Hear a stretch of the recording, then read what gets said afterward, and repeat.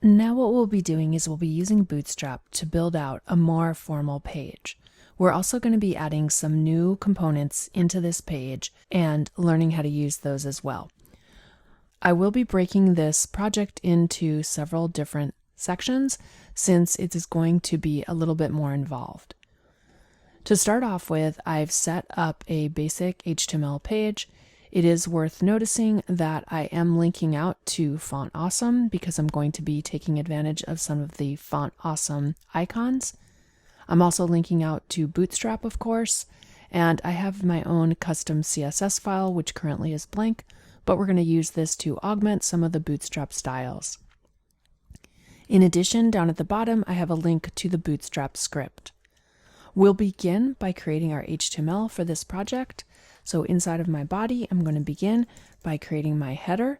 This is going to have an ID of cover, and it's going to have a class of bg-light. Inside the header, I'm going to create a div with a class of container. This will also have a class of p-4 to create some padding around the container. Inside that div, I'm going to create another div, and this is going to have a class of row. And in addition to that, I'm going to use align-items-center, and this will ensure that the items are going to vertically align within the container.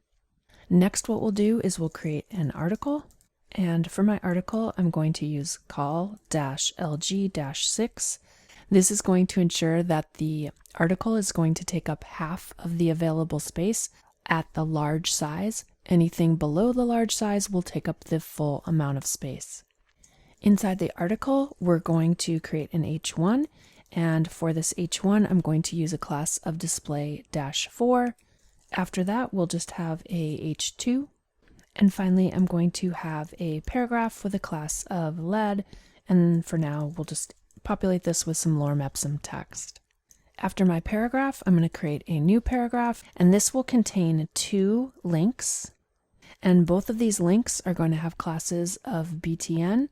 And then we're also going to add a class of btn-light for the first one.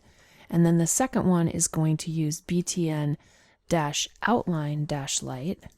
And on the first button, I'm going to add margin to the right, so I'll use ME-2. And then I just need to put the text in that I want to display. In addition to these 2 buttons, I'm going to have one other button, and this button is going to be an anchor link that will actually just show a little bit of an arrow, and it will allow the user to scroll down farther onto the page. So we'll add that functionality in just a little while. In regards to the text that I want to display, I just want a downward pointing arrow. So I'm going to use the custom code right here to create that downward arrow. And then we'll just add some classes to this.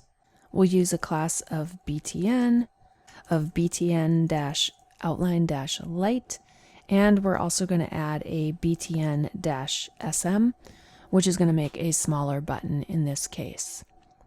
The last thing that I want to have is after my article, I'm going to add an image, and we'll go ahead and place the image inside of a div. This div is going to have a call-lg-6. That is going to be the same sort of class that we put on the article, so this will take up half of the available space. Then we're going to go ahead and add our image. And for the image, I'm going to add a class of img-fluid, and I'll point to the image that I want to link to, and we'll add an alt tag. And if we go ahead and save and refresh, you can see what I have built so far.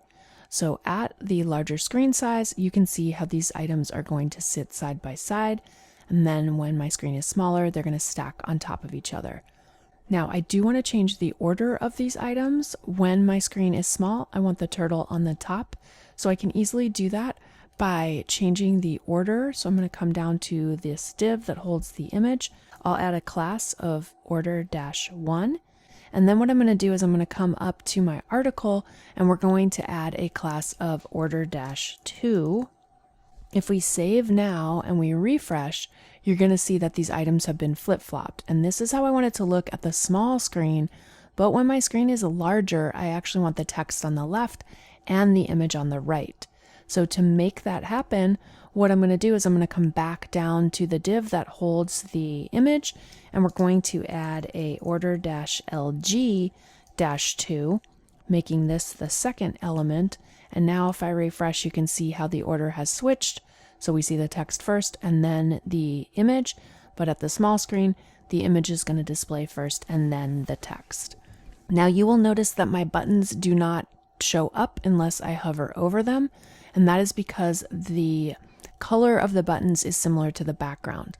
Ultimately, I do not want this to be the background. I'm going to add my own custom background to this particular element, and in order to do that, I'm going to create some custom CSS. So I've already linked out to a file called base.css, and as you can see, it's completely blank. I'm going to target my cover element, and we're going to go ahead and add a background image. So I'll use my URL. I'm going to have this image display as center, and I will use no repeat. Then I'm going to use a background size of cover. We'll use text align center. I'm going to specify that I want the height to be 100%, and I'm going to use a display of flex and a line item center. If we save this and we refresh, you're going to see how the background now shows up, and now you can clearly see my other two buttons, and obviously since this is responsive, it will continue to display in such a way. Let's go back to the HTML, and we're going to add the next section, which is going to be our navigation.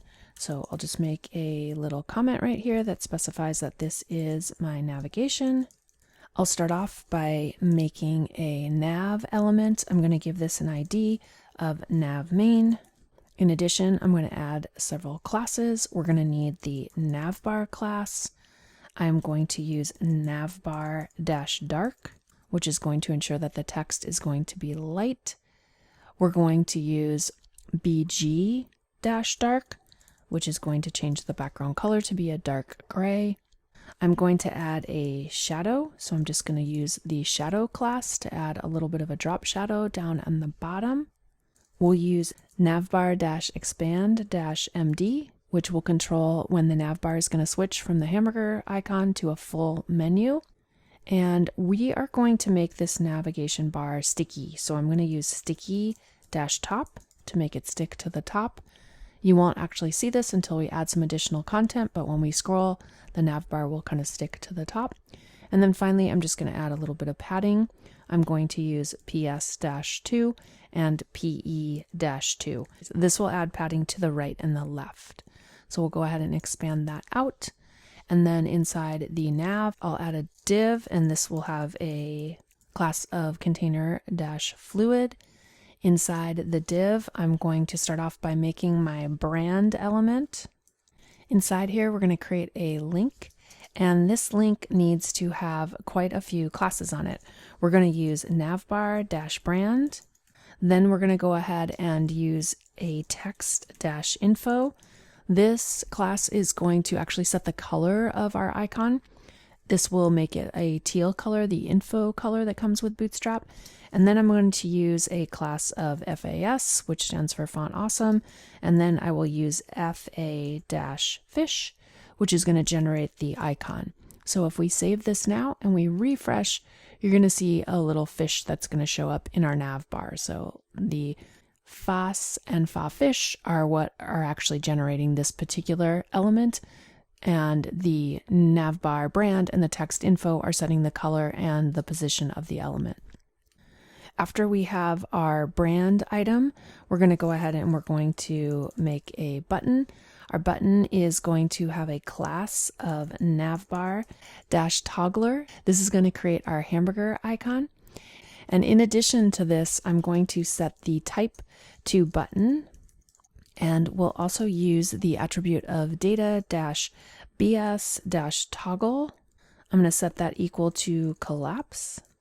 And finally, I'm going to set an attribute of data-bs-target, and we're going to have to set this equal to the ID that we're using for our navigation, We'll make that in just a minute, but for now, I'm just going to set this equal to navbar collapse. Inside the button, I'm going to make a span element, and the span element is going to have a class of navbar-toggler-icon. This will generate the actual icon for this. And now I'm ready to build the next part of the navigation. So underneath my button, I'm going to go ahead and I'm going to make a div. And this div is going to need a few classes. The classes are going to be collapse and navbar-collapse. And in addition to the class, we're going to also assign an ID. This needs to match the name that we assigned to the target up above. So I'm going to use navbar collapse. And this is how we identify that this is the section that we want to be able to expand and collapse for our navigation. Inside of this, I'm going to create an unordered list. This is going to have a class of navbar-nav. And then inside of that, I'm going to create a couple of list items. These will have classes of nav-item. And I want to create 3 of these. And I'm going to have them contain links. We'll just make null links. And these links need to have classes assigned to them. We'll use nav-link. And then I'm just going to populate the text that I want to show for each of my links. And after my unordered list, I'm going to make a button that encourages people to sign up. So I'll just create a div. This is going to have a class of navbar-text. And I'm also going to use a class of mx-lg-3. This will create some margin on our elements. And inside of this div, we are going to create a link. And this link needs to have classes of btn, btn-info. This will make the color teal. And then I'm going to use text-white. And let's go ahead and use shadow to add shadow to this element as well. And the text is going to say sign up. If we save and we refresh, you'll notice that here is my menu. And if the page gets to the small size, it's going to transform to the hamburger menu. Now my hamburger menu is not opening, so let me just go ahead and make sure that all of the text is correct.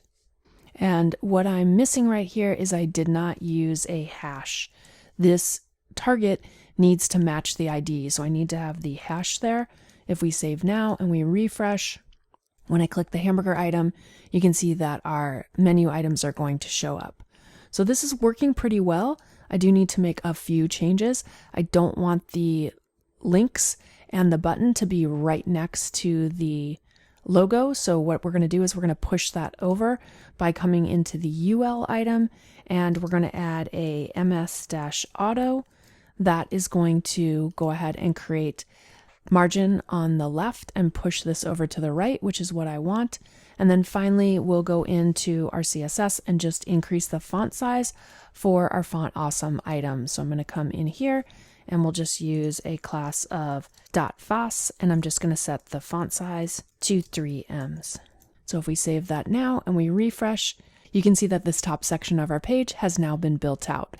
So using the various Bootstrap classes and just a tiny little bit of our own custom CSS allows us to start to really customize the way Bootstrap works for our website.